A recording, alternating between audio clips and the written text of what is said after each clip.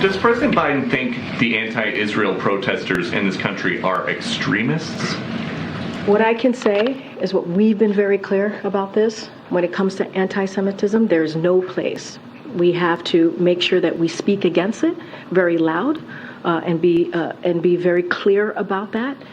Does President Biden look at these anti-Israel protests on college campuses and think it's nice to see that the country's youth are so involved, or does he think the next generation is doomed? Here's the thing. There's no place for hate in America. No.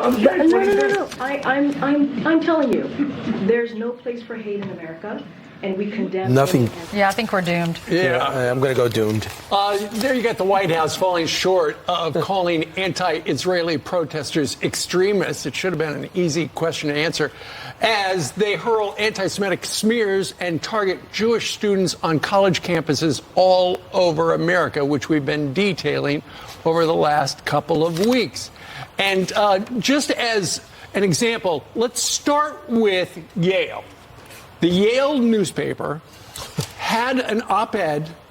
We already know where this is going. That's all you have to say. That was so simple. And then the editor goes in a couple days later and changes the facts. Yeah, so this was October 12th. The Yale campus newspaper censored this. This is what the op-ed said.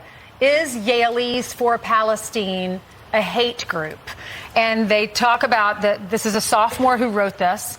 And Sahar Tardak. Okay, so she says they censored it, and they said it's unsubstantiated claims that Hamas raped women and beheaded men. And then she says, I'm still collecting my thoughts on this newspaper, this egregious collection. Right. She was talking about all the horrors of October 7th. And then the paper went in and said, they changed it. They said, quote, this column has been edited to remove unsubstantiated claims that Hamas raped women and beheaded men. It's not unsubstantiated. We know that it happened. There's video that it happened. We just got the report yesterday.